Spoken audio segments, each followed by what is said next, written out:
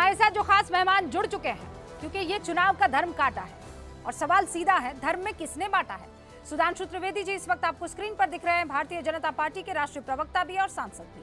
अनुराग भदौरिया जी आपको स्क्रीन पर नजर आ रहे हैं, समाजवादी पार्टी के राष्ट्रीय प्रवक्ता हैं। तहसीन पूनावाला आपको दिखाई दे रहे हैं, कांग्रेस की बात को किसी लाग लपेट के बगैर सामने रखते हैं, पक्ष रखते हैं राजनीतिक विश्लेषक के तौर पर। और हमारे साथ हर्षवर्धन त्रिपाठी जी, वरिष्ठ पत्रकार जुड़ चुके हैं। आप चारों का बहुत बहुत स्वागत है। यहाँ मैं तूतू मैमे के बजाय एक बहुत ही गंभीर विषय पर चर्चा करने के लिए आई हूँ और इसीलिए सुधांशु जी शुरुआत आपसे कर रही हूँ।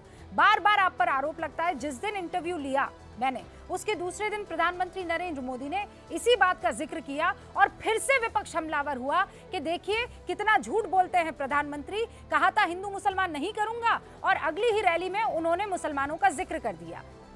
मेरा सवाल यह है कि असल में हिंदू मुसलमान कौन कर रहा है? सुधांशु जी। एक्चुअली में समस्या यह है कि विपक्ष हिंदू मुसलमान नहीं कर रहा है, वो केवल कट्टरपंथी मुसलमान कर रहा है। हम हिंदू और मुसलमान दोनों को समान भाव से देख रहे हैं, यही मुख्य समस्या है। बहुत स्पष्ट जो अभी आपने कई संविधान के प्रसंगों का और अनुच्छेद का उल्लेख किया रूबिका जी, मैं एक और बात स्पष्ट कर देना चाहता हूं। संविधान सभा की प्रोसीडिंग में बहुत स्पष्ट रूप से बात आई थी कि धर्म के आधार पर भारत में कोई आरक्षण नहीं दिया जाएगा। ये बाबा साहब अम्बेडकर की अध्यक्षता में जब उस विषय की बैठक हुई तो उसमें यह साफ किया गया कि ये संविधान के मूल ढांचे का हिस्सा होगा। फिर भी किसी को समस्या है तो मैं उससे कहना चाहता हूं, अभी जाइए कॉन्स्टिट्यूंट असेंबली की डिबेट को पढ़ लीजिए। 28 अगस्त 1947 को यह विषय मुस्लिम लीग के एक सदस्य ने उठाया कि मुसलमानों की अलग पहचान, उनके लिए अलग व्यवस्था और अलग कॉन्स्टिट्यूएंसी होनी चाहिए, जिस पर सरदार पटेल ने बहुत नाराजगी देते हुए कहा। एक बात और कह रहा हूं, जो सरदार पटेल ने 3 जनवरी 1948 को कोलकाता में भी बोला था, उन्होंने कहा कि भारत में रहने वाले ज्यादातर मुसलमानों ने पाकिस्तान बनने के लिए वोट किया था और मैं नहीं मानता कि एक दिन में दिल बदल गया, मगर अब जो हो गया सो हो गया। अब कृपया अलग पहचान, अलग स्थान और अलग चुनाव की बात मत करिए, ये बात करिए कि देश के साथ मिलकर कैसे आगे बढ़ा जा सकता है, और वो बात रिजेक्ट हुई। तो ये संविधान सभा का हिस्सा था और उसके बावजूद अब आपके आज के चुनाव पे आ जाइए 2024 में, ये अचानक कर्नाटक में मुसलमानों को सारे आरक्षण देने का विषय कौन लाया? हम लाए कि कांग्रेस पार्टी लाई, इंडी गठबंधन लाया? लालू प्रसाद यादव जी ने बयान दिया कि हम मुसलमानों को आरक्षण देना चाहते हैं पूरा का पूरा, या हमने बोला या उन्होंने बोला? 2009 में कांग्रेस ने अपने मैनिफेस्टो में कहा कि दक्षिणी राज्यों में हमने दिया है और हम इसको राष्ट्रीय स्तर पे देना चाहेंगे, ये हमने नहीं कहा। ये राहुल गांधी जी का जो वीडियो प्रधानमंत्री ने ट्वीट किया, मैं इससे पहले की भी बातें बता रहा हूं। जून 2006 में कांग्रेस ने माइनॉरिटी अफेयर्स कमेटी की बाकायदा ये मिनट्स ऑफ द मीटिंग में है कि 15% जो आउटले है फाइनेंशियल, वो हम अल्पसंख्यकों के लिए रखना चाहेंगे।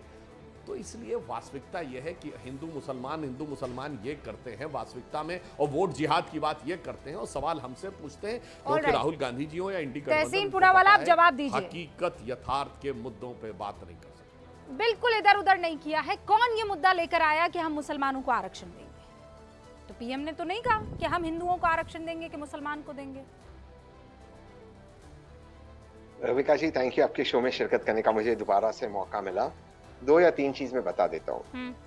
कर्नाटका में 3.5% रिजर्वेशन है ओबीसी बैकवर्डनेस के ऊपर मुसलमानों के लिए, ठीक है। आंध्र प्रदेश में 4% है। अच्छा, आपको बता दो, कर्नाटका में जो 3.5% है, 10 साल तक भाजपा की सरकार थी, येदियुरप्पा जी और येदियुरप्पा बोम्मई जी की सरकार। एंड में उन्होंने हटाने की कोशिश की, कोर्ट ने उस पर लगाम लगा दी, वो हुआ नहीं। गुजरात में जैसे माननीय प्रधानमंत्री आते, जहां पर उन्होंने आपको इंटरव्यू दिया आपके टफ क्वेश्चंस पे, फिर मुड़ गए, वहां पे 4.5% सिर्फ मुसलमानों के लिए, 4.5%, सबसे ज्यादा गुजरात के अंदर।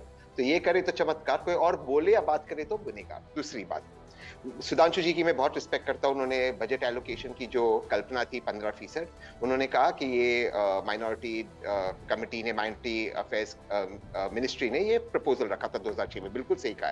दस्तावेज मेरे पास भी है 2016 के, दिख नहीं रहे कैमरा के अंदर, 2016 के दस्तावेज मेरे पास भी है, मैं आपको व्हाट्सएप कर दूंगा। 2016 में शायद रूबिका जी माननीय नरेंद्र मोदी जी मुख्यमंत्री थे, 2016 के, 22 के, 23 के। क्या है आउटले? 15% हमें प्रयत्न करना चाहिए, वही शब्दों का प्रयोग है। अब वो ब्यूरोक्रेट्स को शायद सुधांशु जी देख ले, और ब्यूरोक्रेट्स को नहीं निकाला होगा, यही शब्दों का प्रयोग है। मैं पढ़कर सुना देता हूँ आपको। सवाल ये है कि क्यों हिंदू मुसलमान का पोलराइजेशन करना, 11 साल 12 साल पुराना राहुल गांधी का कोई वीडियो निकालना?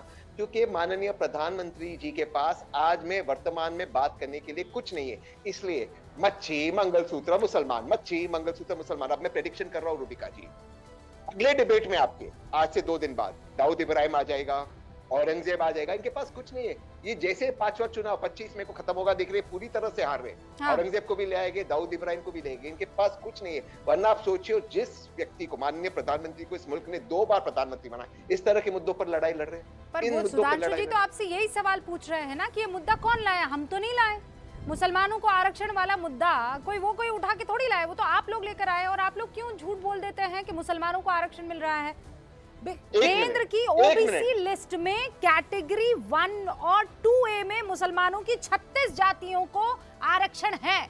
जातियों को, 36 जातियों को। इट इज नॉट मुसलमान पर से। तहसीन पुनावाला, बैकवर्डनेस तो राहुल गांधी भी वही कर रहा है। लेकिन एक मिनट, ये 2022, अरे वो कह रहे हैं, वो क्यों कह रहे? वो जातियों की बात करें ना। जब पहले से इन जातियों को आरक्षण है तो क्यों बात करनी है उसकी?